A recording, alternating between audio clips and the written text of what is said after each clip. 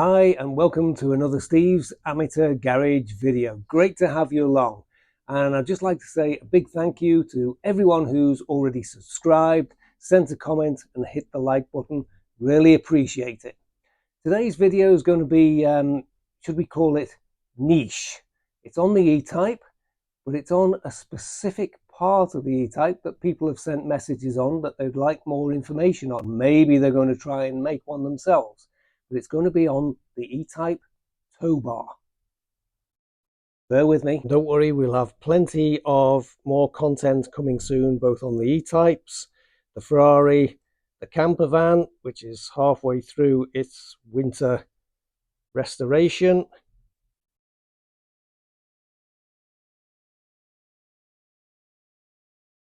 and also the MG, which is my daily driver, but it's crying out for a couple of new rear bearings and also probably an engine mount or two.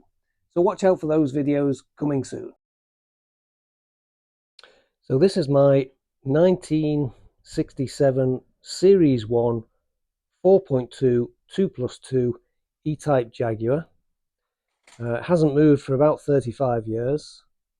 And we're going to have a look today at a specific part of it, and that is the tow bar that my father put on, or had put on, all those years ago, probably 35, 40 years ago. And we're going to look in detail at how it's fixed to the back of the car and the sort of dimensions that they've used.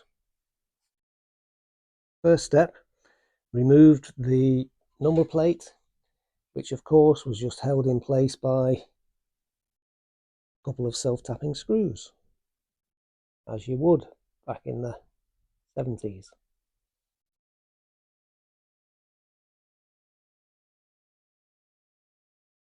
So let's see if we can get underneath and see how they've actually fixed the tow bar to the back of the car.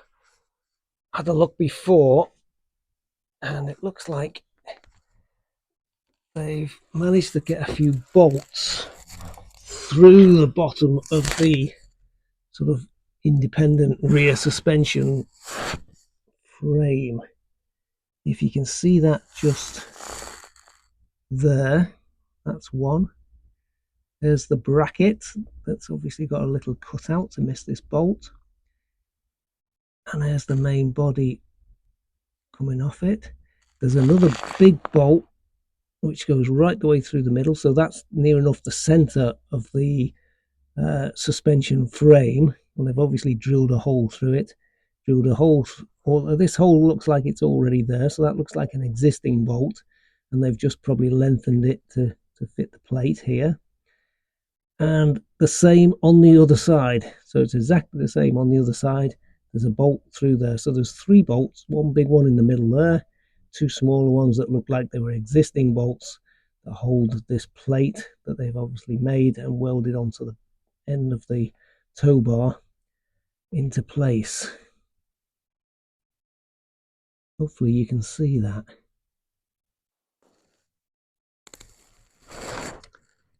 So there's the very end of the tow bar where it joins the independent rear suspension frame. It comes up through the middle or between both exhausts. There it is here. I've got a join in it here, and I'll give you some dimensions later. And it comes right the way along, and then joins what I suspect would be a standard ball joint fitting, big nuts and bolts through it, and they've made this sort of right angle plate, welded it to the end of the bar, and they have a connecting plate here which goes up. They will have made the angle to fit,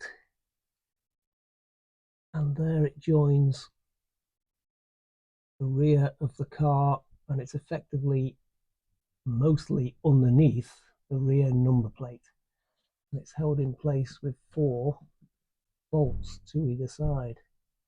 Quite a nice job, and it looks like they've put a bit of what looks like flooring lino, if we remember what flooring lino is, just to stop it chafing, some sort of barrier between the two pieces of metal, the body and the tow bar. Looks like quite a nice job though. And obviously that doesn't belong there, but that does, just to protect the ball. Okay. And there's a better view of the end plate bolted to the rear of the body, and as I say, most of it is hidden behind the number plate. And true to form, my father has one ball joint protector here, another one here, and another one here, because you could never have too many back in the day. And here's a few measurements to give you an idea, if you are going to make one, how this one has been set up. This plate is, I get that, 20 centimeters long. It looks to be 7 centimeters wide, and this is probably the same. Let's have a look. Yeah, that's 7 centimeters. I'll try and get a width on that as well. And they are 3mm thick plate. And hopefully you can see they've angled that joining bracket nicely to fit onto the 90-degree bracket that's been welded on here. Held it with a couple of sturdy bolts, and the distance to that 90-degree bracket there to the end of the tow bar is 8 centimeters, and then on the end they've bolted on what I think is the standard that would have been available around the 70s, standard ball joint fitting with its electrical fitment. And they've run the electrical cable up inside the bodywork through what looks like an existing hole, which is quite handy.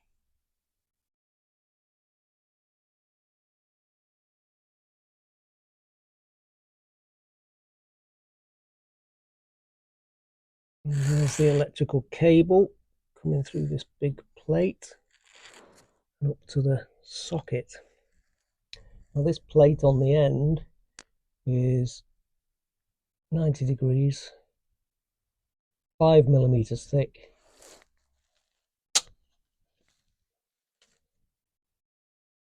And it's about 13 centimeters long. What is it here?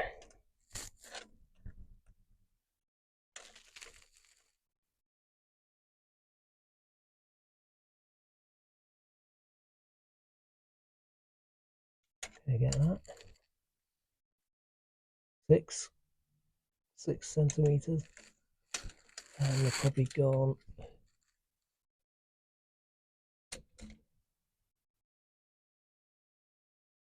5.5 up. So that's a big sturdy end plate.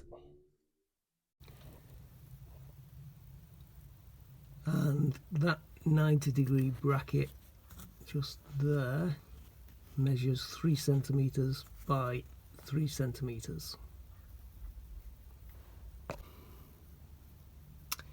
Now the bar that they've used is 50mm by 25mm, I'm not sure of the gauge, but my thought would be as thick as you could possibly get.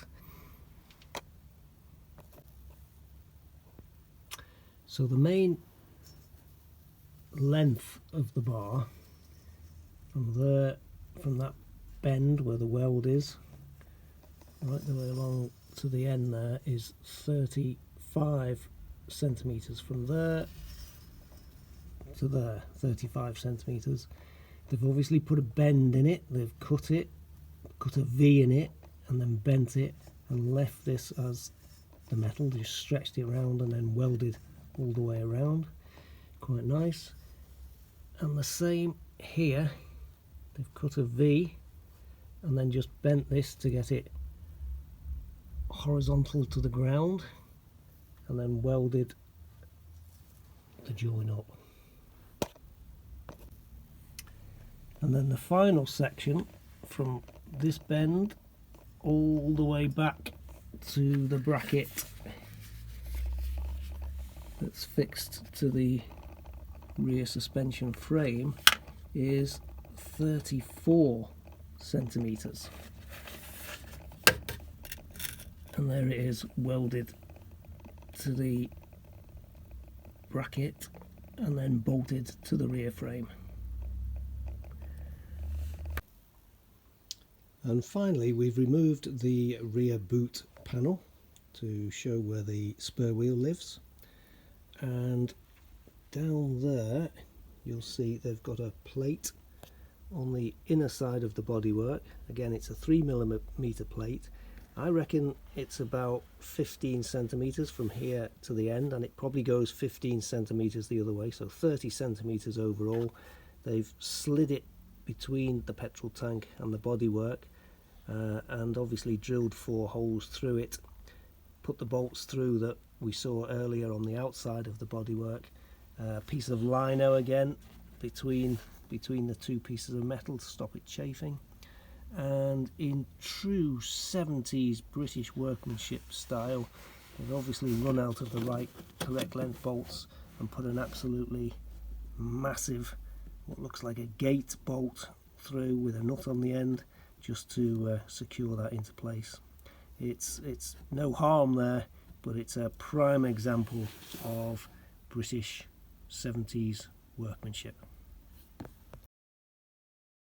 Well, I hope you've enjoyed that video. A little bit niche, I know, but I hope it's been helpful to some of you out there. If you've enjoyed it, please like, subscribe, and don't forget to hit the notification bell, because we've got plenty more exciting videos coming soon, both on the E-Types, the camper van, the Ferrari, and the MG.